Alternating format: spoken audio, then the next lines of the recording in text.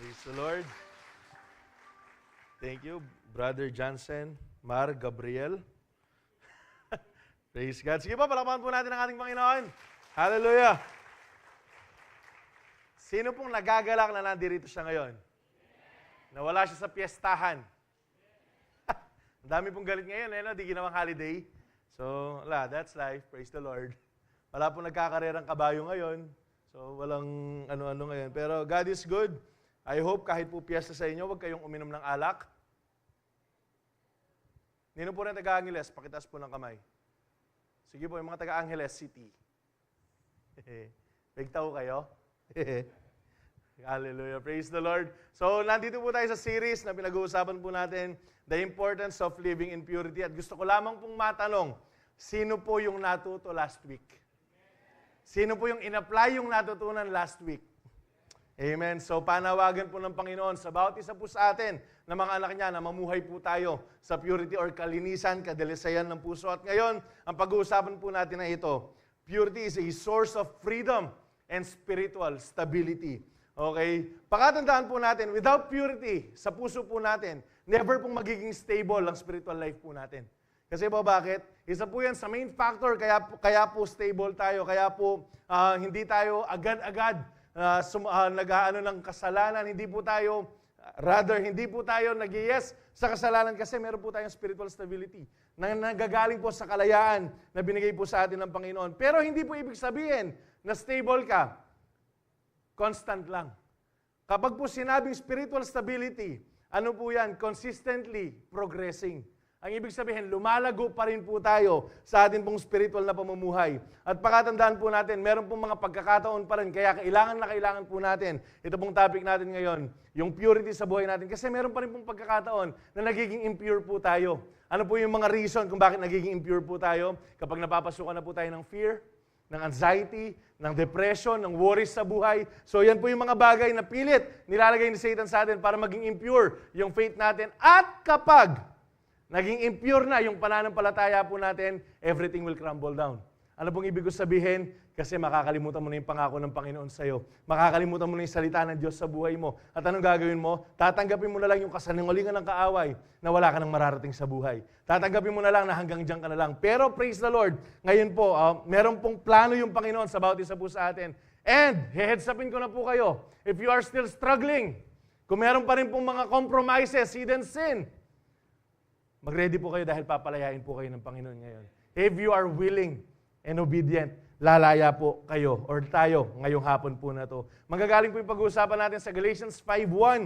Ang sabi po dito, it is for freedom that Christ has set us free. Stand firm. Then, and do not let yourselves be burdened again by a yoke of slavery. So basahin ko lang po itong nalagay dito. Christ has set us free from sin's grip. Pinalaya na po tayo ng Panginoon dahil po sa kanyang banal na dugo na umagos sa krus ng Kalbaryo, pinalaya po tayo sa kamay ng kasalanan. Kaya po lahat ng mga pinalaya na, magsabing amen. Ayan, pinalaya na po tayo sa guilt feeling na yung mga nagawa natin kasalanan natin, hindi na natin, ako kasi makasalanan ko dati. Hindi. Christ has set us free from that as well. Kasama po dyan yung lalo na kamatayang spiritual. Kaya ngayon, mag-ready po tayo. Kasi bakit? Magre-real talkan din po tayo ngayon. Baka po merong mga uncomfortable sa inyo na mga mababanggit na mga issues pero you are dealing them as of the moment. Mag-ready po tayo kasi atin niya pong gawa ng Ginoo. Ngayon pong abak. Ngayon pong afternoon. Ngayon Amen po. And meron po kasing maling notion, kahapon nabanggit po ito ni Pastor Randy sa YDC, na kapag meron kang kasalanang ginagawa, kapag merong impurities, compromises, hidden sin na ginagawa, kalimitan po anong ginagawa ng isang Kristiyano? Pinagtatakpan niya sa paglilingkod. Ay, hindi, magsiserve na lang ako. Hindi, mag-a-attend na lang ako ng YDC, Sabbath, 1st, 2nd, 3rd, 4th, prayer meeting. Inatenan mo na lahat. Hindi, papasok na lang ako ng ministry. Kahit di maganda yung boss mo, nag-WAM ka. Kahit hindi ka palangiti, nag-usher ka and all. Bakit? Para mapagtakpan yung kasalanan na ginagawa mo. Pero pakatandaan po natin, without purity in the heart, kahit po pasukin mo lahat ng ministry, wala pong kwenta yan. Kasi po bakit? Nasasayang po lahat ng mga bagay po na yan. So, last Wednesday po, i-share ko lang, nag-testimony po dito si Tita Eva. Kung napanood nyo po or kung nandyan po kayo, narinig nyo to. Ang sabi po ni Tita Eva, ganito, Nagbibigay naman ako. Nagtitithes and offering po, generous po yung mga yan. Tapos nagbibigay po siya, tumutulong siya ng tao. Nag-a-attend siya ng prayer meeting. Nag-a-attend siya ng CU. Nag-a-attend siya ng Sabbath or Sunday service. Pero ito po yung sinasabi ng Panginoon sa kanya, hindi kita kilala. Kasi po bakit? It is possible. It is possible na sabihin sa iyo ng Panginoon, sino ka? Hindi naman kita kilala. Lord, nagpalayas kami ng mga demonyo, ang sinabi ng mga disipulo niya. Pero ano po sabi ni Jesus? Apart from me, I never knew you. Kasi po bakit? Meron pong impurity sa puso. Meron pong karumihan sa puso ng mga tao. But praise the Lord, we have an opportunity today, ngayong afternoon po na to, na magpalinis po tayo once again sa ating pong Panginoon. Pakitanong sa katabi mo, ready ka na ba? Ayan. Sige po, tanungin nyo, mag-usap kayo para di kayo antokin. Baka naiisip nyo na yung aleube. Alright? Nag-reply naman, ready na daw po. Handa na yan, praise the Lord. Purity is a source of freedom and spiritual stability because first, purity overflows from the Lord. Kapag po sinabing overflows from the Lord, ang pinanggalingan po ng purity, kadalisayan o kalinisan po, nanggaling lang po sa Diyos. It was past. Some of you were, but you were washed, you were sanctified, you were justified in the name of the Lord Jesus Christ and by the Spirit of our God. So, ano po yung ibig sabihin yan? Ano po ba yung konteksto ng verse 11 na yan? Balikan po natin. Check po natin yung mga naunang verses. Start po natin sa verse 9. Kung pwede po natin mapakita, I'm reading from NLT. 1 Corinthians 6, 9 to 11 from NLT. Ang sabi po dito, don't you realize that those who do wrong will not inherit the kingdom of God? Hindi nyo ba naiisip na yung mga gumagawa ng mali, hindi naman makakapunta ng kalangitan? Ang sabi po dito, don't fool yourselves. Kahit pa alam mong meron kang ginagawang kasalanan, pero show up ka na show up, then you are enjoying sin. Ang sabi po ng Bible, do not fool yourselves. Ang sabi po dito, those who indulge in sexual sin, hanggang mamaya po, ulit-ulitin ko to, hanggang makalaya po ang bawat isa po sa atin, or who worship idols, or who commit adultery, or who or are male prostitutes, or practice homosexuality, or thieves, or greedy people, or drunkards, or abusive, or cheat people, none of this will enter the kingdom of God. Or none of them will inherit the kingdom of God. Ang ibig sabihin, yung pinatutungkulan ng verse 11, ito po yung mga yan. Yan pong mga nakasulat dyan. So, unti-untiin po natin, kahit mabilis lamang banggitin po natin sila. Sino daw po sila? Yung nag-indulge ng sexual sin, pornography, masturbation, fornication. Alam niyo po ba kung ano yung fornication? Nakikipag-sex outside marriage. Ito po yung live-in mindset muna. Hindi, try muna natin mag-live-in. Check natin kung compatible tayo. That's now how God wants it to be. Alright? Yan po yung mga sexual sin. Yung mga napapanood mo, yung mga ginagawa mo, adultery. Yung adultery naman po, yung difference po ng adultery and ng fornication, yung adultery po, kasal yung isa. Okay? Or pareho kayong kasal, tapos nakipag-apid kayo sa iba. Yan po yung adultery. Kasama pong lahat yan sa sexual sin. So, if you are living in that way, ang sabi po ng verse na binasa natin, you will not inherit the kingdom of God. Hindi ka mapupunta ng kalangitan. Who worship idols? Ating kayo pa pong santo-santo kaya kayo. Bali po ang may earthquake bagya, tulak yun lang. Nung tatakot kayong aspakan nyo lang. Alright? Hindi kasi bakit? Pinamumuhayan po yan ng mga demonyo. Pinamamahayan yan ng mga demonyo. Maniwala po kayo. It's real. Meron po mga demonyo na nakaatang po dyan. Kaya po alam nyo ba, lalo na po sa Catholics, no? Kapag sinasabi nila, ay, ginaloy ni Ana. Kasi po yung umahawak, ginagalaw eh. Alam nyo yan, yung merong sumasayaw daw na santo, ganyan. Siyempre, ginagalaw po nila eh. Pero yung mga ibang tao, naniniwala naman, ayun nga. So, maniwala lang. And basically, hindi lang po yung mga idol natin. Pati yung mga sarili natin, minsan naging idol po natin yan. Kapag mas inuuna po natin yung sarili po natin, kaysa sa Diyos, idol po natin yung sarili po natin. Who commits adultery or male prostitutes? Kasi po lalo na sa panahon po na to, yung pong sinasabing male prostitutes, sila po yung mga hinahire po nila para po pagbigyan yung pleasure ng mga bakla noon sa era po nito. At yung mga kababaihan, basically, bala mo po rin ang kembar, makanyan, at apin po rin eh. Alright? And then, ang sabi dito, or practice homosexuality. Bigyan ko lang po nandiyan, this church loved everyone.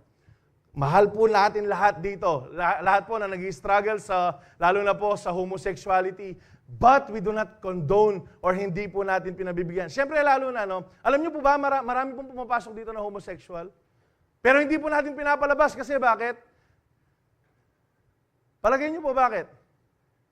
Kasi alam po namin, kami mismo, na tanging ang Panginoon lang po yung makakapagpabago sa kanila. And who are we to judge them? Alam niyo po, meron pong, di ko po makakalimutan itong testimony na to. Pumasok po siya dito, meron siyang ka-live-in na same gender po niya. Tapos kapag nagsiservice po siya dyan, nagsiselfone lang, text lang. Hanggang there was this one time, kinatagpo po siya ng Panginoon. Tapos likwan niya po itang ka-live-in partner na. Tapos ngayon po, babae na po siya. Bakit po? Because God can change everyone. Hindi po porket Longobia Kenny. Sino po tayo para? Kasi baka po meron sa atin. Cross-dresser ka, di ka welcome dito. Hindi po. Kahit sino po welcome po dito. Amen po ba? Amen. Ngayon po, siyempre, kapag nag-grow po tayo sa pananampalataya, hindi naman pwede nagpapatuloy po tayo sa kasalanan. Ang sinasabi po nito, who practice homosexuality, ang ibig sabihin, you are doing the act, the deed. So yan po yung hindi makakapasok sa kalangitan po ng ating pong Panginoon. Or our thieves, yung mga magnanakaw. Bali yung agad na lang po masasabihan Yun, yung mga tao na yan. Kung hindi po sila, kung hindi po hingi ng tao yung mga yan, talaga naman. Dami. Or greedy people, or drunkards. Baka hanggang ngayon, sumisegue ka pang umaalak. Pastor, excuse ako ngayon. Bakit? Piyesta Hindi po excuse yung piyesta para uminom ka ulit. Pakisabi sa katabi mo, huwag ka nang iinom. Ng alak. Or are abusive or cheat people. None of this will inherit the kingdom of God. Pero ito po yung masarap sa lahat na tumanggap sa atin po sa Panginoon. Verse 11, balikan po natin. Ang sabi po dito, some of you were once like that. Siguro naman po lahat tayo at some point naranasan po natin yung iba doon sa mga nabasa. But you were cleansed. Nilinis na po tayo ng Panginoon. You were made holy. It's not because of our good works. Ito po yung imputed righteousness po ng Panginoon sa atin sa krus ng Kalbaryo. And you were made right with God. Ito po tayo ngayon. This is what we are right now, church. Kaya dapat wag na nating balikan kung saan tayo pinatawad ng ating Panginoon. Pakisabi sa katabi mo, wag ka nang bumalik doon sa dati. Bota po, kaya magbalik yan Okay, you were made right with God by calling on the name of the Lord Jesus and by the Spirit of our God. So, meron po ako nasulat dito, ang sabi niya, in a permissive society, it is easy for Christians to overlook or tolerate some immoral behavior. Okay lang naman For example, yung greediness or drunkenness, while remaining outraged at others, thievery or homosexuality. Pero ito po yung dapat po natin gawin. Wala po dapat lesser sin. Wala po, hindi, okay lang yan. Hindi, maliit na compromise lang naman yan Ang sabi po dito, we cannot be selective about what we condemn or excuse. Ang sabi po, we should say no to sin in any form. So, ibig sabihin, magnakaw man yan, pag nanakaw man ng piso, 1,000,000, 1,000,000,000, dapat po mag-no tayo dyan. Hindi porket nabayaran ka, hindi, okay na, sige ako nang bahala dyan. Kapag po merong compromises, maliit na compromise, hindi po okay lang. Never po magiging okay sa harapan ng Diyos ang kasalanan. Kaya po we should say no to sin in any form. Amen po ba? Hindi po yung, hindi sige dahil mahal kita, it's okay for you na makipag-live-in ka muna, anak. Kasi mahal na mahal kita. Okay lang na maging drug addict ka muna, anak. Hindi po. Kung talaga mahal po natin yung tao, itatama po natin. Itutuwid po natin. Amen po ba? Amen po ba? We should say no to sin in any form. Kahit anong kasalanan pa po yan, kailangan po, humindi po tayo. Bakit? Kasi ito po yung natural sa ating mga Kristiyano. Ito po yung normal sa atin. Hindi po normal sa atin ang mga Kristiyano na mga tumanggap kay Kristo ang nag-enjoy sa kasalanan. Ang normal po sa atin, humihindi sa kasalanan. Amen po ba? Amen po ba? Ang sabi po ng 2 Corinthians 3:17-18, for the Lord is the Spirit, and wherever the Spirit of the Lord is, there is freedom. Kung nasaan man po ang Espiritu ng Diyos, meron pong kalayaan. Ang tanong, sino po nangangailangan ng kalayaan ngayon? Baka po you are still in bondage, pwede po ng utang, ng sakit, ng generational curse. Kapatid, gusto ko lang paalalahanan. Ngayong araw na to may kalayaan. Kasi nandirito po ang presensya po ng ating pong Panginoon. At sobrang willing po siya na palayain ang bawat isa po sa atin. So all of us who have had the veil removed can see and reflect the glory of God. And the Lord, who is the Spirit, makes us more and more like Him as we change into His glorious image. Pakatandaan niyo po, kaya po tayo nandirito ngayon, kagaya po ng pinag-pray ng prayer leader po natin kanina, it's not just for us to enjoy life. Kasama po yan. pero para po makita po yung refleksyon ng ating pong Panginoon sa atin. Kung paano po ng goldsmith, pinupurify po niya yung gold sa apoy. Ano pong pinaka-purpose niya para po masabi niyang purong-puro na yung gold, nakikita niya na po yung sarili niya. Ganyan din po yung ating Panginoon. Kapatuloy po tayong pinupurify ng Lord, patuloy po tayong nililinisan, tinatanggal yung mga impurities sa atin. Bakit? Para po makita niya yung sarili niya sa atin. At the same time, us as Christians, ang trabaho po natin, ipakita po natin kung sino si Kristo sa ibang tao. Pakatandaan po natin, not everyone reads the Bible. Most of the people reads those who read the Bible.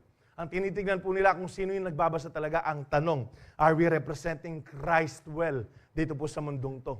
O baka pag nakikita ka nila, kasaman ka nila. Baka pag nakikita ka nila, ayaw ka nila. Baka kapag nakikita ka nila, nabubuisit na sila. At yun na naman ni. At yun na naman ni mapanyad. Dapat po sa atin, mapamye. Tagalogin ko, baka hindi nyo naintindihan. Andiyan na naman yung palaging humihingi. Dapat po sa ating mga Kristiyano, palaging nagbibigay. Di pala nakakaintinding Kapampangan. Praise the Lord. Thank you. Wala yung hamburger na. But since we are still in the flesh, siyempre po, nasa flesh pa po tayo. We are in the fallen world. Sa ayaw at sa gusto po natin, magkakasala po tayo. Pero take note, iba po yung nag-e-enjoy sa kasalanan. Iba po yung nadapa ka kaysa sa gumagapang ka sa pagkakamali. Iba po yung natisod ka lang, mitalabu ka lang. Ang bira ka sa akin, magtagalog straight. Iba po yung nagkamali ka lang sa pinipili mo na magkamali po talaga. Iba po yung mistake sa choice po natin. Alright? So I hope sa atin pong lahat, hindi po natin in-enjoy. Kasi po bakit? The moment po na pinipili mo na yung kasalanan na paulit-ulit, sigurado po nakokondemn ka na. Iba po yung conviction sa condemnation. Mamaya po, i-share po natin yan sa point number 2 po natin. Through Christ, we're freed from sin and made righteous. Yet, staying pure takes intentional pursuit of God and spiritual growth. Kaya po ito po yung word po natin for this year. Di ko alam kung palagi po ninyo naririnig dito sa mga services. It's not automatic. Yung pagiging puro po natin, pamumuhay ng puro, it's not automatic. Pakisabi naman, it's not automatic. Kasi meron po tayong kailangan gawin. Meron po tayong participation. It is an evil thing to say na tayo pong mga Kristiyano, passive na lang yung buhay. Okay na lang na wala kang gawin. Kasinungalingan po ng kaaway yun. There's no such thing as passive Christianity. Wala pong ganun. Tayo pong lahat ng mga Kristiyano, we have a part to take sa buhay po natin. For example po sa salvation, yes, it is true na wala po tayong kayang gawin para pumaligtas po natin yung sarili natin. Pero ano pong part natin sa salvation? Tanggapin po natin si Kristo. Nakukuha po ba? Kagaya po nito, even po yung purification process po, meron po tayong parte po dyan. Meron po tayong kailangan gawin. Ang sabi po ng Galatians 5:16-17, so I say, ang sabi po ni Apostle Paul, walk by the Spirit and you will not gratify the desires of the flesh. Maglakad ka, okay? You walk in the Spirit, mamuhay ka na merong kabanalan, kasama ng banal na Spirito, nang sa gayon, hindi mo pagbigyan ang gusto ng laman. For the flesh desires what is contrary to the Spirit, and the Spirit what is contrary to the flesh. They are in conflict with each other so that you are not to do whatever we want. Palagi po nag-aaway yan. Maniwala po kayo sa hindi, paggising nyo pa lang, meron ng battle.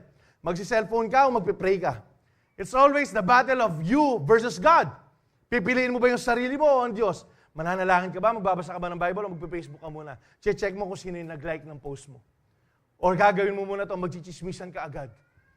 Alam niyo po, palagi pong merong away. Ngayon, tatanungin ko po kayo. Kapag po nag-away yung puting aso at saka yung itim na aso, palagay niyo sinong mananalo? Palagay niyo po sinong mananalo? Kung sino po yung pinapakain ninyo. Yun po yung mananalo. Ang ibig ko lang pong sabihin dito, kahit pa attend ka na attend ng church, pero outside you are living a carnal life, mamamatay po yung spirito po natin. Kung ano yung pinapakain po natin yung lumalakas. It's between the spirit or yung flesh po natin. Ano po yung mga fleshly desires po natin? Mamaya, babanggitin po natin isa-isa yung mga bagay na yan. And they do nothing kung hindi po i-harm ang buhay po ng isang Kristiyano. Ang sabi po dito, walk by the Spirit, kagaya po ng binasa natin kanina. It is a pursuit, an endless pursuit. Kailangan po palagi po nating piliin kasi dalawa lang po yung pipiliin ng buhay po natin. Kaya po, flesh versus spirit, yung pong emotion po natin. Tayo po yung pipili kung susunod ba tayo sa flesh natin or susunod po ba tayo sa spirito natin, sa spirito ng Diyos na nasa sa atin. Hindi po pwedeng sabihin mo sa asawa mo, sa partner mo, sa leader mo, pampili mo ako. Hindi. Personal choice po natin to. Tayo po yung pipili. So I say, ang sabi po ni Paul, walk by the Spirit so you will not gratify the desires of the flesh. Kasi po bakit? Dalawa lang yung pupursue natin. It's either righteousness po or compromises. Tayo po yung pipili. Hindi rin po tayo pwedeng pagdesisyon ng Diyos. Kasi po bakit? Hindi naman tayo kinokontrol ng Panginoon. Tayo po yung gumagawa ng desisyon. And I hope and I pray, palagi po nating pipiliin yung kabanalan ng Diyos. Alam niyo po, meron ako nabasa, nalagay ko po dyan, hopefully nandyan, yung graph, kung ano po yung binibigay ng sariling desires po natin at saka ng bunga ng banal na Espiritu or yung fruit of the Holy Spirit. Yung pong sa sariling desires po natin, meron po dyan, evil. Puro evil po dyan. Yung pong second po, yung sa Holy Spirit naman, it is good. Yung pong binibigay ng desire po natin, ng wrong desires po natin kapag ginawa natin, meron pong destructive po yung mga yan. Pero sa banal na Espiritu, ano pong meron? Productive. Check po natin to. Yung pong sa kabila, yung pong wrong desires po natin, selfish desires po natin, puro self-centered po yan. Kaya mo ginagawa yung kasalanan, masarap sa laman eh. Pero sa banal na Espiritu po, ano pong binibigay niya? Self-giving naman po yan. Nagiging selfless po tayo. Dito po sa wrong side naman, dito po sa flesh po natin, ano pong meron? Oppressive and possessiveness. Sa kabila naman, ano pong meron? It is liberating and nurturing sa Holy Spirit. Yung pong bunga ng banal na Espiritu. Dito po makasalanan, dito kabanalan, dito po kamatayan, dito po buhay na walang hanggan. Ang tanong, anong pipiliin po natin? It is your choice. Pakisabi sa katabi mo, it is your choice. Ikaw ang pipili kung anong pipiliin mo sa dalawa na yan. But I charge you, church, I encourage you, piliin po natin yung bagay na makapaglalapit sa atin pong Panginoong Jesucristo. Ang sabi po dito, to walk by the Spirit is focus on abiding in Christ through prayer, scripture, and surrender while listening to God's guidance and promptings. Surrender your will, your desire and emotions to God, and cultivate spiritual fruit. Yung pong fruit of the Holy Spirit, basahin niyo po yan. Nasa Galatians 5:22-23 yan. And by relying on God's strength at hindi po sa sarili po natin. Kasi bakit? Kahit po paulit-ulit po natin, baguhin yung sarili natin. Without the Holy Spirit's help, babalik at babalik po tayo. Hindi po alam kung na-try nyo nang baguhin yung sarili ninyo. I did. Kasi po, since 2012, nandito po ako, naging active po ako ng church. Dito po ako lumaki. Pero since 2012, nag-attend po ako ng youth camp. Sa youth camp po kasi, iyak-iyak kami dyan eh. So, papaiyakin ka, tapos after kong umiyak, wala namang pagbabago sa buhay. So, isa po sa mga naging addiction ko before is alak. Alright? So, na-addict po kami sa alak. Since siyempre, kabataan, kapusukan ng kabataan. So, palagi po namin iniinom dyan. Kapag medyo mayaman-yaman kami, Red Doors. Kapag medyo hampas lupa po kami, Emperador lang. So, yan lang po yung iniinom po namin. And then, tinatry ko pong baguhin yung sarili ko sa part na yan. I can't. Alam niyo po, 2-3 weeks out after ng camp, naiiyak-iyak ka, tatalon-talon ka, tataas-taas ka ng kamay. Paglabas mo, ayun. At yung po tabon, miminom ko. Yun na pa yung tunan ni tabon, kaya tayaban doon. Umiinom na naman ako ng alak. 2013, same goes.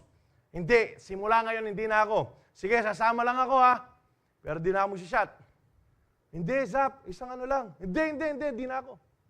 Tapos bandang huli, nanong ka, kayo mugin? Ako na lang yung nakatira? Ako na lang yung nakatayo na ano? So, 14, not until 2015 po, doon ko sobrang sinurrender yung sarili ko po sa Panginoon. Sabi ko, ito lang po yung sinabi ko sa Panginoon, Lord, baka pagod? Lord, nakakapagod. Lord, ayoko nang bumalik dito po sa addiction ko na to. And that's where po, yung pinaka-moment po na yun, 2015 po, sa lubong ng taon, hindi na po ako uminom ng alak. Tapos, after po ni Titang, after ilang months, nakaamoy po ako ng Red Doors. Paborito ko yung Red Doors. Paborito niya po yung Red Doors. Ang pakla ng lasa. Ayaw na yung sarili mo kasi po bakit? Ang Panginoon na yung tumulong na maglinis sa'yo. Hindi po sariling kagagawan po natin, hindi po natin makakaya. Kahit anong gawin mo pa, hindi mo makakayang baguhin yung sarili mo. Ang tanging makakapagpabago po sa atin, ang atin pong Panginoon. Kaya kung meron pa pong pinapabago sa sarili po natin, huwag po kayo lumapit sa tao. Lumapit po kayo sa Diyos. Siguradong merong pagbabago kayong mararanasan sa mga buhay po ninyo. Nakukuha po ba? To remain pure, consistently follow the Holy Spirit's guidance. At meron din po ako nalagay dito ang sabi, true purity cannot be produced by our own strength. It comes from abiding in Jesus and walking in the Spirit. The closer you are to Him, the purer your heart becomes. So kung mas malapit po tayo sa Panginoon, mas nagiging puro po tayo. Alright? Habang lumalapit ka sa Diyos, habang naglalakad ka, daily walk sa iyong spiritual life, na nag-enjoy ka na magbasa ng Bible, nag-worship, kahit sa bahay mo, ayun, mas nagiging puro po tayo. At yun yung panawagan ng bawat Kristiyano. Nakukuha po ba? Purity is a source of freedom and spiritual stability because purity sets us free from condemnation.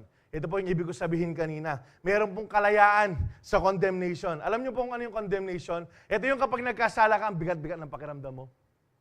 Tapos, pinatawad ka na ng Panginoon, humingi ka na ng tawad, pero si Satan, anong pilit niyang ginagawa sa'yo? Hindi, ikaw makasalanan ka. Ito po yung siguradong bubulong sa atin ni Satan. Patastas ka pa mong gamat, pa-charts ka pa mo. Alayo po kasing age si Satan eh. Pa-church ka pa mo, pasimba-simba ka pa mo, pasiyo-siyo ka pa. Inaaten mo ba yan? Nagmi-minister ka pa? Makasalanan ka naman? Yan po yung condemnation. Pero papuri po sa Panginoon, pinalaya niya po tayo sa panghuhusga na galing po sa ating kaaway. At ngayon po, mas lalaliman po natin yan. Ang sabi po ng Romans 8:1-9, There is therefore now no condemnation to those who are in Christ Jesus. Sa lahat ng mga nakay Kristo. Ano pong ibig sabihin ng nakay Kristo po tayo? Those who do not walk according to the flesh, but according to the Spirit. Ito po yung mga nakay Kristo. Ito po yung mga lumalakad, hindi po sa laman, pero sa banal na Spirito po. Pero, meron pong, isisegue ko lang na mabilis, though hindi po natin lalaliman masyado ito. Meron po kasing translational dispute dito po sa verse 1. Kasi ito pong verse 1 po na yan, kung makikita po ninyo, yung second part niyan sa karamihan ng mga translations po. NIV, NLT, ESV, yung mga CEV, ERV, wala po yung second part. Yung nasa verse 1 lang po ng mga Bible po, ng karamihan, there is therefore now no condemnation to those who are in Christ Jesus. Bakit po ganun? Alright, kasi meron nga pong translational dispute sa verse 1 at yung mga nauna po, okay, nasa old manuscripts po sila. Kaya hindi po nila nasali. Ngayon ang tanong, kapag ganun ba, hindi na po ba trustworthy yung Bible? Alam nyo po, ano ba yung pinaka-perfect na translation na para sa atin? Kasi hindi ko po alam kung anong taon to, nagkaroon po ng malaking usapan regarding sa NIV. Talaga bang trustworthy yung NIV? So yung mga translation po, alam nyo po ba, para po makapagbasa tayo ng kabuuan, para po masabi mong perfect yung binabasa mo, bumalik ka sa original translation. Alam niyo po ba kung ano yung original translation ng Bible? Old Testament po, nasulat po yan sa Hebrew and Aramaic. Or Aramaic. Yan po yung pagkakasulat. Sa New Testament po, Greek. Koine Greek po yung specific na pagkakasulat. Kung gusto mong perfect yung translation, bumalik ka dyan. Pero, pastor, mayroong mga pagkakamali sa Bible. Hindi po. Sa mga translation lang. Sa Bible po, wala. Actually, ito pong second part ng who do not walk according to the flesh, sa ibang translation po, like NIV, NLT, makikita nyo po yan, nasa footnote po sila. Kung talagang nagbabasa po kayo ng Bible, alam nyo po yung footnote. Alam nyo po ba kung ano yung footnote?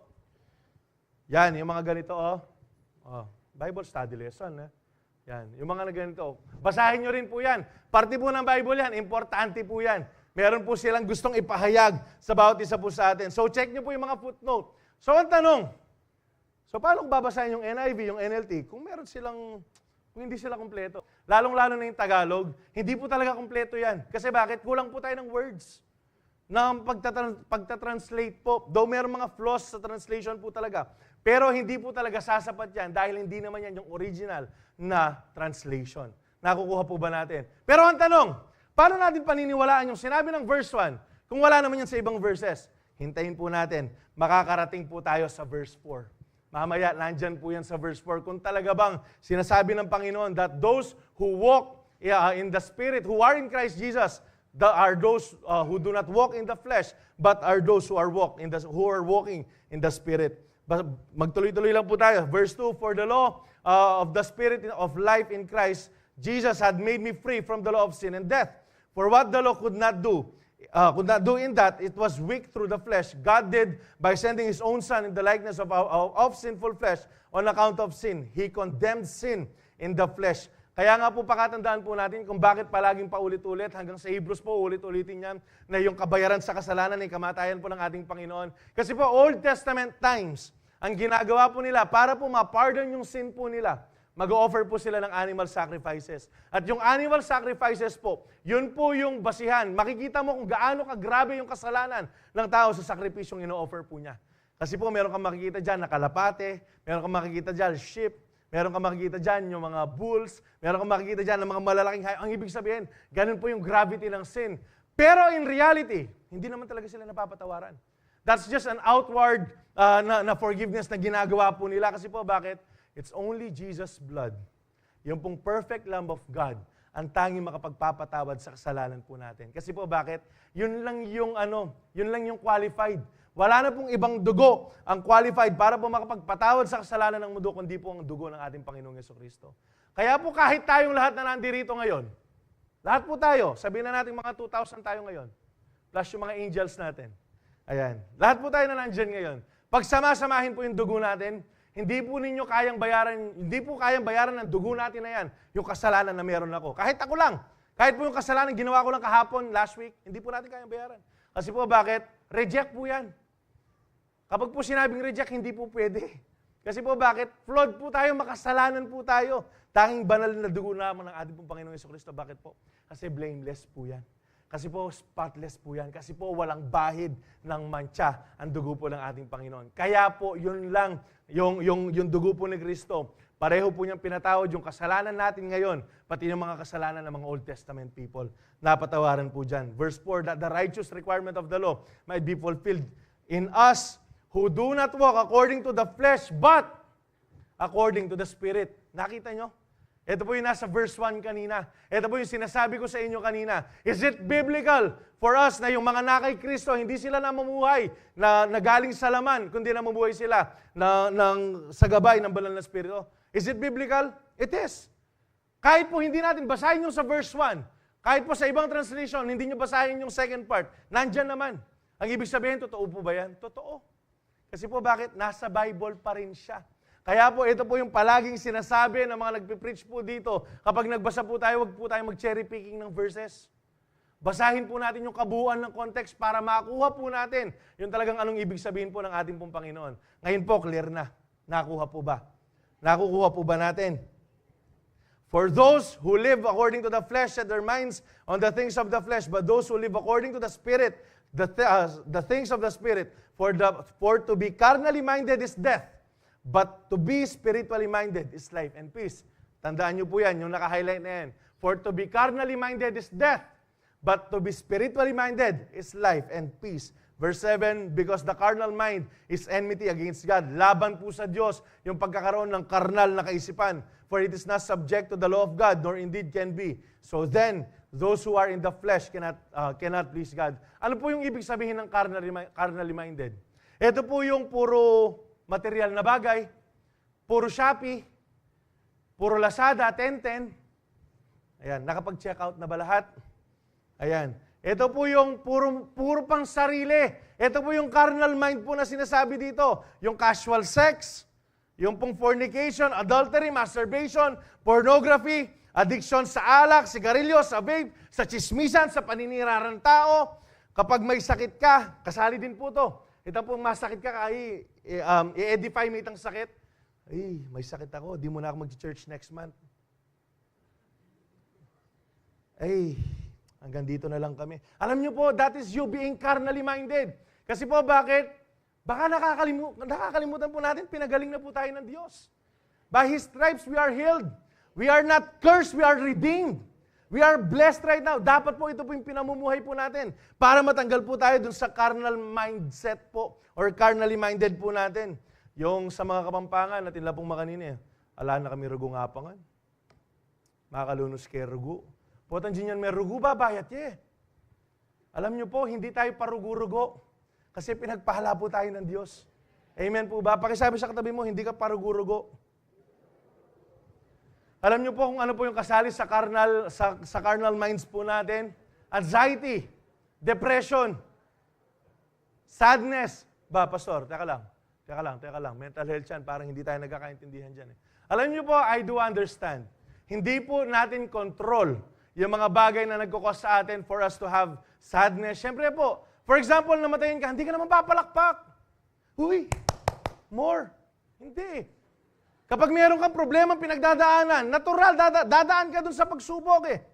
Kasi po, emotional being tayo. Nakakaramdam po tayo ng emotion. Yung makakaranas ka ng anxiety kasi ang daming worries and all. Pero pakatandaan po natin, tayo po yung magdidesisyon kung mananatili ka doon or hindi. Yes, there may be pain in the night, but joy comes in the morning. Tayo po yung pipili kung aalis tayo doon sa sitwasyon na gano'n. Ang tanong, aalis ka ba? Ang tanong, mananatili ka ba doon sa bagay po na yon? So, kasama po yan sa pagkakaroon ng carnal mindedness ng isa pong Kristiyano. On the other hand, pakibalik po natin sa verse 6. Meron pong palaging ginagawa yung Panginoon. So, kung ito yung mga kasalanan na yan na hindi natin dapat ginagawa, meron naman blessing. Kapag namumuhay ka sa Espiritu, ano po yan? You have life and peace. Alam niyo po ba kung gaano kabigat yung pakiramdam kapag nagkasala ka, gano'n naman kasarap kapag alam mong ginagawa mo yung tama? Yung hindi ka nagtatago. Itasusugal ka. Mo kailangan, chikay. Itambala mo at ikasakit kasi lalo yung mga lalabas.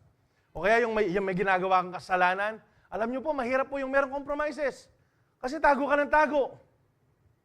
Pero kapag ginagawa mo yung nakaayon po or namumuhay ka na nakaayon po sa banal na Espiritu, alam nyo, kahit sino makakita sa akin, kasi bakit? Praise the Lord, nakikita yung Panginoon sa akin.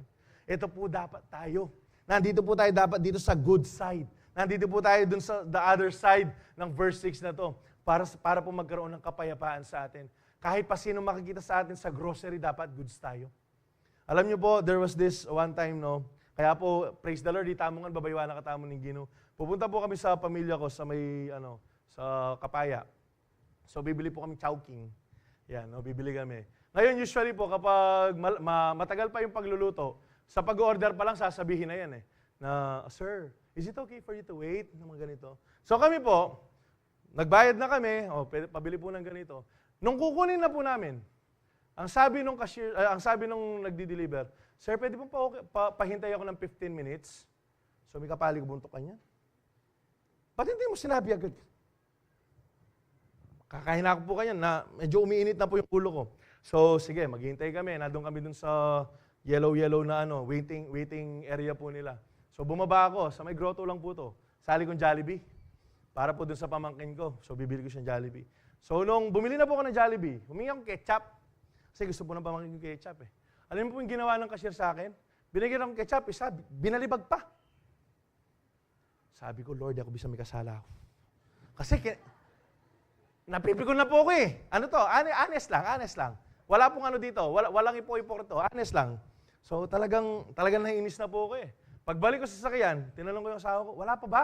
Kasi po, mahagtas na ako Wala pa ba? Binaba ko po yung tangkay, binaba ko po yung Jollibee. Pagpasok ko po ng Chowking, kasi gusto ko lang itanong Ang tagal Nung mag-aano po ako, di naman po ako magmumura. Di na ako nagmumura, praise the Lord. Pero nung itapong bisa kang mag-ipate alam niyo po, meron kumuway sa akin, nakasmile na crew. Sabi ko, isa lang to. Baka kabataan to sa church. Alam niyo po yung nangyari sa akin? Parang binuhusan ng malamig na tubig na, oh Lord! Kasi, bisa na akong magbusit Alam niyo po, papuri sa Lord na kasi hanggang ngayon, binabago po tayo dyan. Pero kaya nga, nire-reflect po natin dapat yung kadilasayan ng puso po natin nakikita sa panlabas. Kasi po, bakit? What if, nag-skandalo ko Chowking? Hoy, Chowking! Malat niya man kayo. Hoy, Chowking, ang konti ng sauce ninyo. Ang konti ng chili, ninyo. Kapag ginawa ko yon, sira na yung integrity. Paano pa maniniwala sa akin yung bata na yon? Though hindi ko pa siya nakikita hanggang ngayon, sana. Hindi ko pa rin alam kung nandito siya, taga sa amin siya or what. Pero ang ko lang, I was reminded by the Lord na hindi.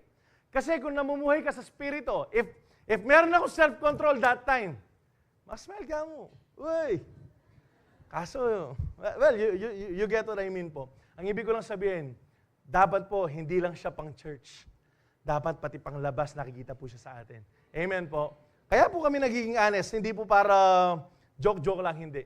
Para po makita ninyo na kahit po sa amin, meron pong tinuturo yung Panginoon. Hindi po perfecto lahat ng tumatayo dito. Hindi po. We're far from being perfect. Pero praise God, palagi po tayong tinuturuan ng banal na Espiritu. There is no condemnation if you are walking in the Spirit. But, ang sabi po dito, if you choose to continually walk in the flesh, you are doomed to eternal condemnation.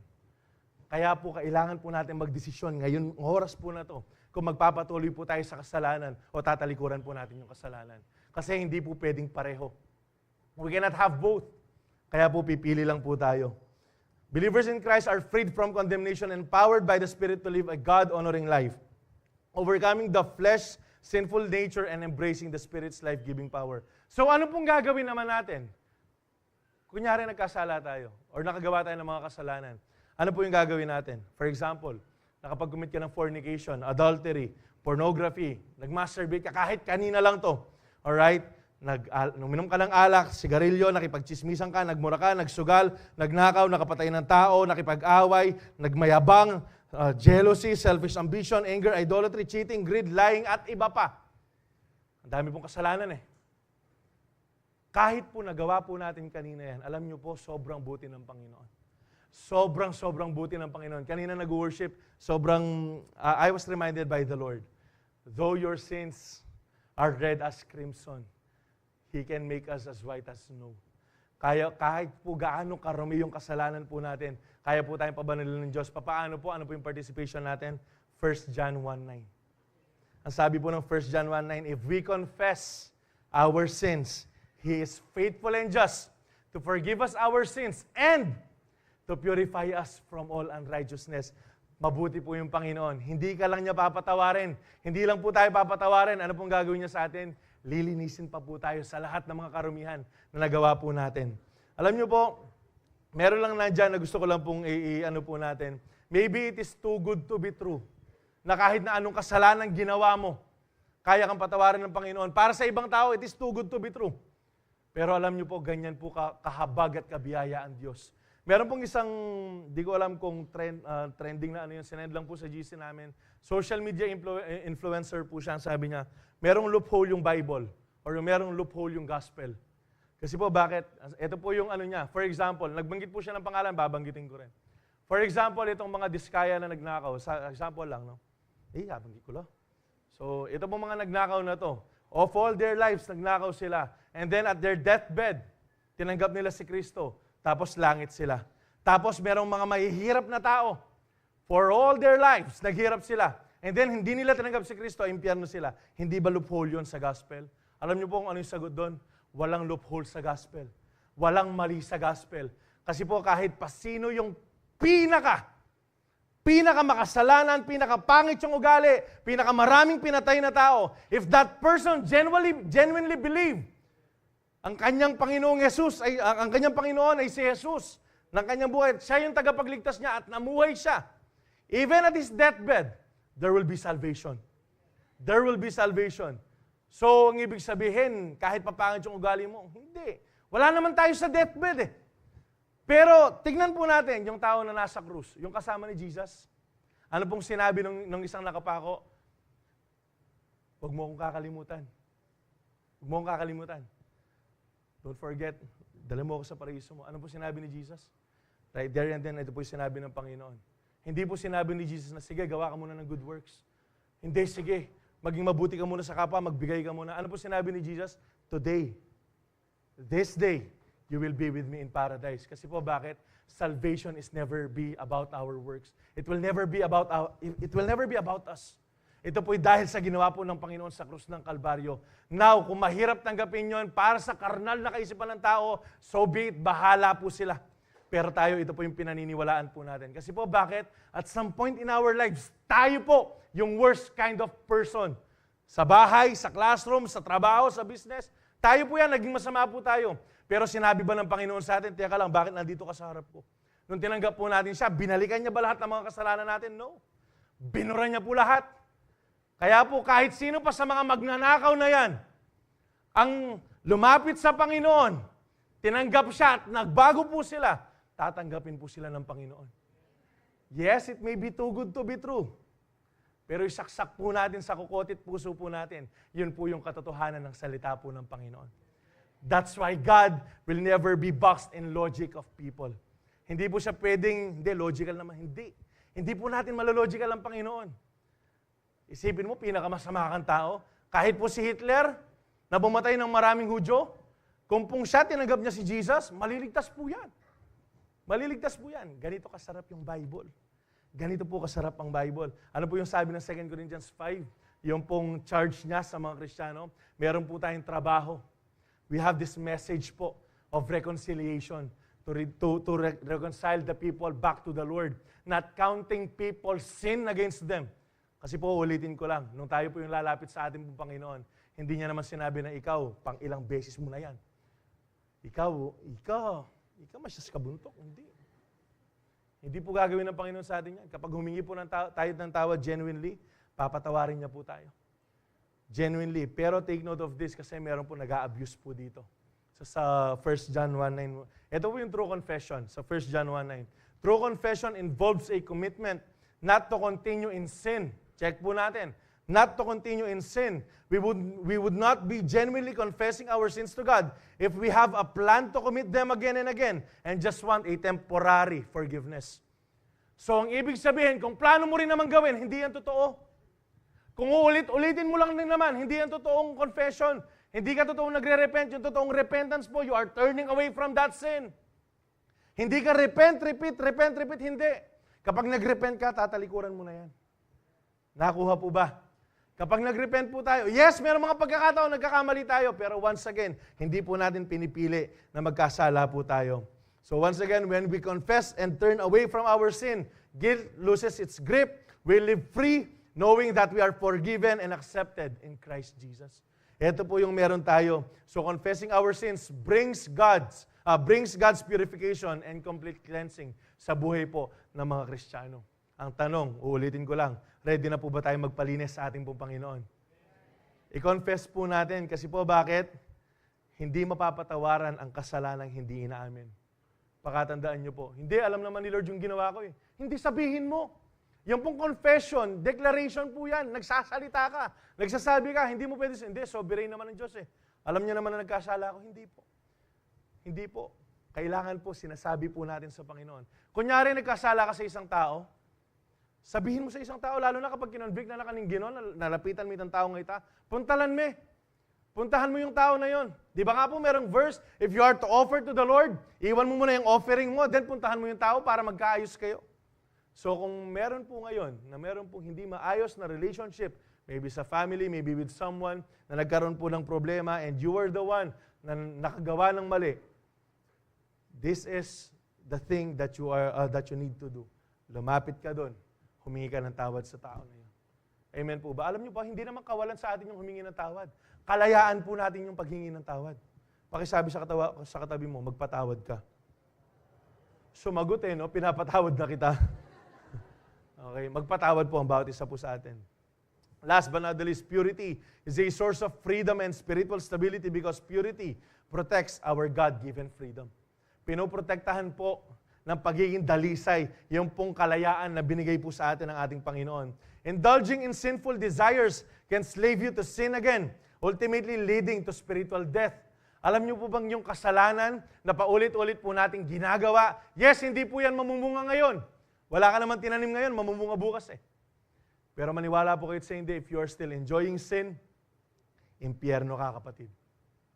If we are still enjoying sin, the pleasures of sin, after knowing what's right from wrong, na sinabi po ng Panginoon, alam niyo po, wala po tayong ibang direction kundi pa impyerno. Kasi yan po yung sinasabi po ng Panginoon. Romans 6:15-18. Well then, since God's grace has set us free from the law, since pinalaya na po tayo ng Panginoon, ang sabi dito, does that mean we can go on sinning? Ang ibig sabihin ba, magkakasala na lang tayo? Mag-enjoy na lang tayo na paulit-ulit sa kasalanan? Ano po yung sinabi ni Apostle Paul? Of course not! Pakisabi po, of course not. Abay, hindi. Naturally. Ito po yung sinasabi ni Paul. Dahil ba pinatawad ka, okay lang na magkasala ka? Hoy, ali. Hindi po. Ito po yung maling mindset ng tao. Hindi, na kay Jesus naman na ako, okay na ako. Okay lang na gawin ko yung dati. No. You are condemning yourself. You are putting yourself to the place na, okay, potang dintangin ginuya kami ito. Kasi po, bakit? You are enjoying the sin. You are enjoying the very sin where God sets you free from. Hindi po ganun dapat. So, ang sabi po ni Paul, of course not. Hindi natin dapat gawin yun. Don't you realize that you become the slave of whatever you choose to obey?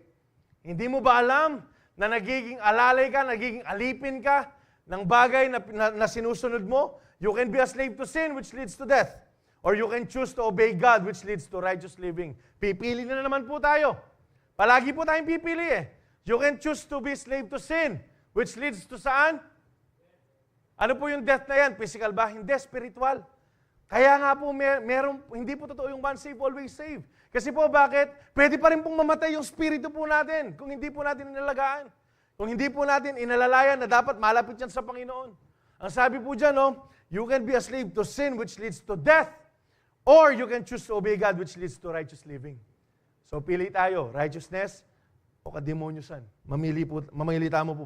Verse 17, thank God, once you were slaves to sin, but now you wholeheartedly obey this teaching we have given you. Now, you are free from your slavery to sin and you have become slaves to righteous living. Alam niyo po, meron kasing mindset yung mga tao kapag sinabing you are slave or you are free, yung pong freedom na gusto nila ganito. For example, meron pong, I know people na, for example, taga dito po, ganyan. Kaso kailangan pong magpunta ng ibang lugar. Magpunta ng Manila, magpunta ng ganito para po sa schoolwork or para sa trabaho, and all. And then makakaranas siyang, wow, at last freedom. Kasi po bakit? Walang magbabawal sa akin pa uwi. Wala makakaalam kung iinom ako. Wala makakaalam kung mag-vape ako. Akala nila that's freedom. They don't know that's slavery to sin once again. Ay, hindi, wala naman nakakaalam. Okay lang to. Alam niyo po, true freedom is being slave to righteousness. Yung pong tunay na kalayaan, ito po yung pagiging alipin po sa kabanalan po ng Diyos. Maniwala po kayo sa hindi, lahat po tayo dito slaves. We are all slaves. Lahat po tayo mga alipin. Ang tanong, saang alipin ka? Sa kasalanan o sa kabanalan? Yung pong mga alipin sa kabanalan, sila po yung tunay na malaya. Ang tanong, tunay ka ba na malaya? Kahapon po, merong ginawa si Pastor Radley na illustration. Meron po siyang mga 3,000 ata na pinakyat dito. Mga ilan-ilang kabataan. Meron po silang tali. Meron silang tali na, for example, tali ng fornication, tali ng masturbation, tali ng addiction sa social media, tali ng ganito, umalis sa ganito. So, mga compromises basically na ginawa niya.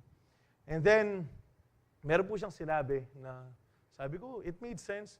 Kasi tayo pong mga tao, hindi po ito yung ginagawa po natin wholeheartedly. Meron po tayong tendency na magkunwari.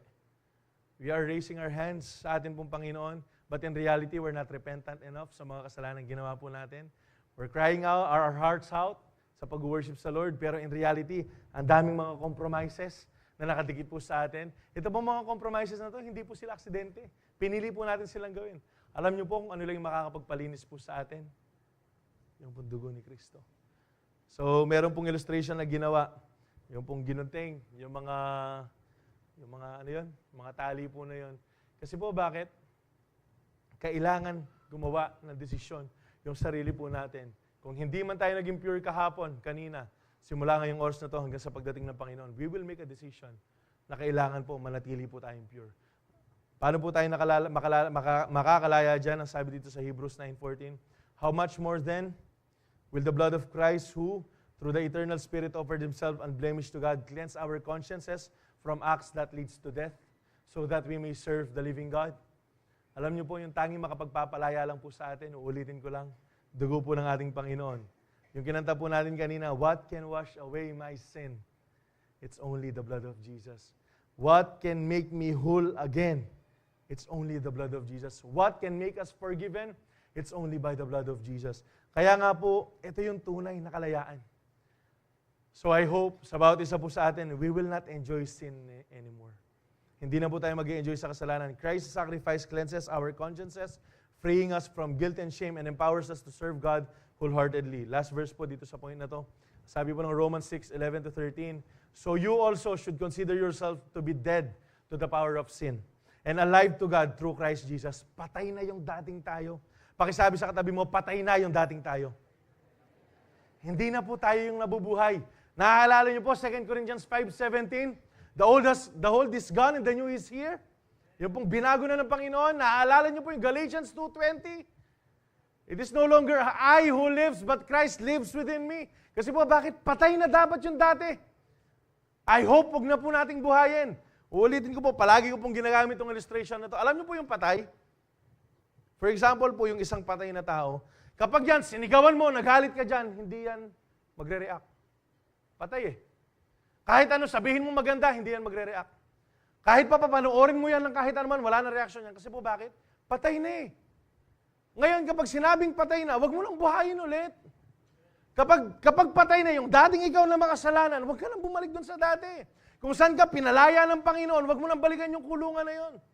Church, we are to make a decision. Pero praise God, kasi meron nang ginawa yung Panginoon, hindi na natin kailangan pagbayaran. Ang kailangan po natin, lumapit na lamang sa Panginoon. Ang sabi po ng verse 12, do not let sin control the way you live.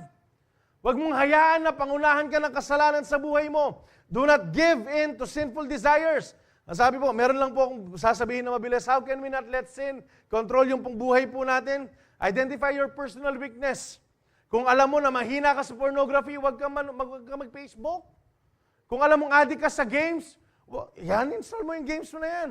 Ang sabi diyan, recognize the things that tempt you and stay away from those sources of temptation. Kung addict ka sa sugal, nakasasibet. Huwag ka na mag-scatter pa, uninstall mo na yan. Kung chismosa ka, dati, huwag ka na makichismis. Kung yung addiction mo, droga, huwag ka na lumapit sa mga sources na iba. Ang sinasabi ko lang po, kailangan nating lumayo dun sa mga source of temptation natin. Nakukuha po ba natin? Ito po, practice self-restraint or self-control. Kailangan meron po self-control. Paalala lang, hindi po siya God control. Self-control po siya. Kasi po, bakit? Uulitin ko lang, tayo po yung magkocontrol ng mga sarili natin. Yung panglima, continuously invest your time in good habits and service. Kasi po, bakit? For example, pornography, masturbation. Ganito po yan. Kasi, usually, nag-trigger po yan. Kailan? Kapag nag-iisa ka. Kasi bakit? Hindi ka naman manonood ng porn na may kasama ka. Nandyan yung parents mo, nandyan yung mga anak mo. Hindi ka naman manonood ng porn dyan. So, anong gawin mo? Lumabas ka ng bahay, maglinis ka. Lumabas ka ng kwarto, lumabas ka ng banyo, maglinis ka. Kung yung addiction mo, pagsusugal sa ganito, pagkaganito, alam mo, spend mo yung energy mo sa ibang bagay. Paglingkuran mo yung asawa mo, kung may asawa ka. Amen. Pambira, ayaw ata rin paglingkuran ng asawa yun. Serve you lang. Alright? Gawin mo tong bagay na to, mag-gym ka. Yan. Hindi kasi yung energy sayang eh. Kasi sa gumawa ka ng kasalanan, ayusin mo na lang yung sarili mo. Mag-sports ka. Badminton, volleyball, golf. Wow. Ayan. Gawin mo yung mga bagay na yan para po yung energy mo, hindi ka ma-focus dun sa kasalanan. And most importantly, ito pong number 6 po natin. Lean on God's strength and grace. Mag-base ka lang. Kumapit ka lang sa biyaya po ng ating Panginoon. Dahil yan po yung makakatulong sa atin for us to say no to those ungodliness. Do not let any part of your body become an instrument of evil to serve sin. Instead, give yourselves completely to God, for you were dead, but now you have new life. So use your whole body as an instrument to do what is right for the glory of God. Pakatandaan po natin, marami tayong parte ng katawan po natin. Ang sabi po dyan, our bodies can serve many purposes, good or bad. Pero meron po ako nasulat dito, in sin, every part of our bodies are vulnerable. But in Christ, every part is an instrument for service. So check po natin, piliin po natin, saan natin gagamitin itong parte ng katawan po natin. Sa kasalanan ba? O sa paglilingkod sa atin pong Panginoon? Pili ka, saan mo papagamit? So the scriptures warns us that temptation arises from internal desires which can lead to sin when entertained. As sinful desires grow, they give birth to spiritual death, emphasizing the importance of resisting temptation and living a righteous life. So last na lang po dito, sin promises pleasures, but leads to slavery. Purity, on the other hand, guards the freedom Christ purchased for us on the cross of Calvary. So I hope patuloy po nating pangalagaan yung kalayaan na pinagkaloob po sa atin ng Panginoon. Nakuha po ba? May natutunan po ba? Mag-review po tayo. Purity is a source of freedom and spiritual stability because purity overflows from the Lord. Purity sets us free from condemnation, and purity protects our God-given freedom. Ito po yung last verse po natin. Psalms 24:3-6. Who shall ascend the hill of the Lord? And who shall stand in His holy place? Sino yung haharap sa Panginoon? Sino yung makakaharap lamang sa harapan ng ating Diyos? He who has clean hands and pure heart. O sino po yung merong banal na puso, malinis na puso at dalisay na intensyon sa kanyang buhay. Who does not lift up his soul to what is false and does not swear deceitfully.